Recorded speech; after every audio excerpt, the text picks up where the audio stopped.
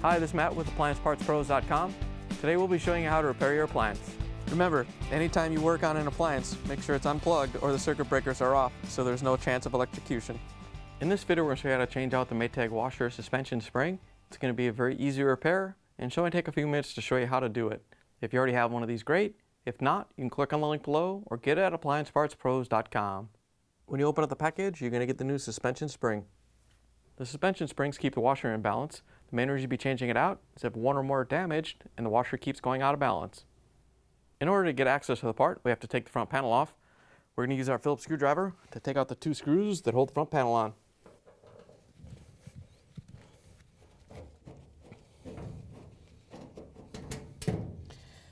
Once you have both screws out, you have to pull the bottom of the panel out a little bit, and then you can drop the panel down to release the clips on the top. Once you have it free, you can set it aside. Now that we have the front panel off, we have access to the suspension springs. There's one in the front and two in the back. They're all changed out the same way.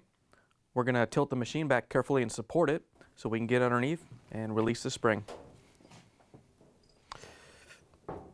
We're going to do the suspension spring in the front.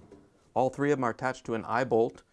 They set these from the factory to be balanced, so we're going to put a piece of tape at the base of the eye bolt so we know how much to tighten it up when we're putting it back in. Just want to wrap it around it and make sure you get it right down on the nut right there, so when you tighten it down, it's the same distance. Now that we have the threads marked, we're going to go underneath and use a 7/16 inch socket and a ratchet to loosen up the nut so the spring tension is released.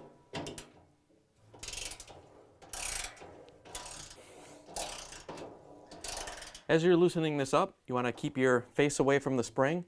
When the eye bolt releases, it's going to let the tension go and the spring's going to snap a little bit.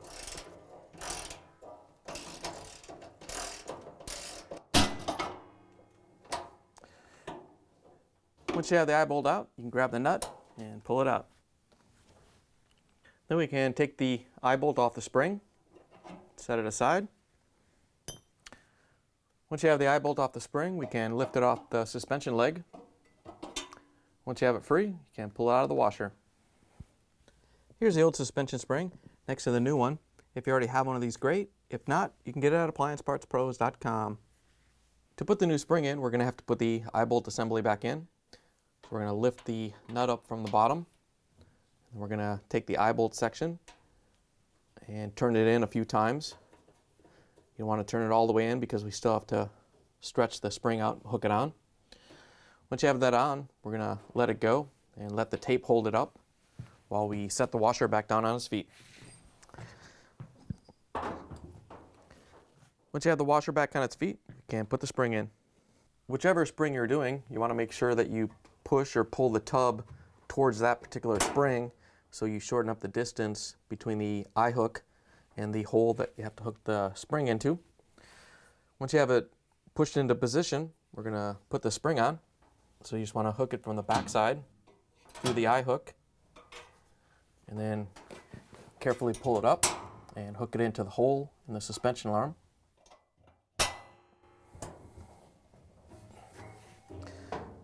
Once you have the new suspension spring in, we're going to put a dab of grease on the top and the bottom. Most of it was probably lost when you swapped out the old one for the new one. This isn't any sort of special type of grease. You can just use standard grease.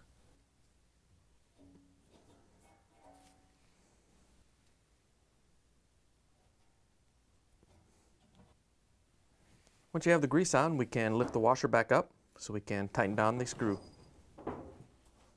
Once you have the washer supported, we can grab the 7/16 inch socket with the ratchet and tighten down the eye bolt so that the tape comes down and lines up with the nut.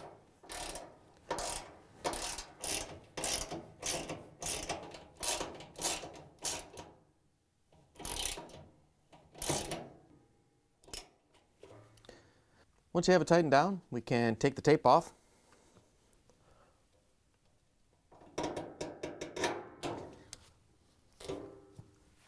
Once you have the tape off, we can put the washer back down on its feet so we can put the front panel on. To put the front panel on, all you have to do is bring it in at an angle so the locking tabs line up with the little cutouts in the top. Once you have it in place, you can lower it down. Once you have it in place, we can use a Phillips screwdriver to put the screws in.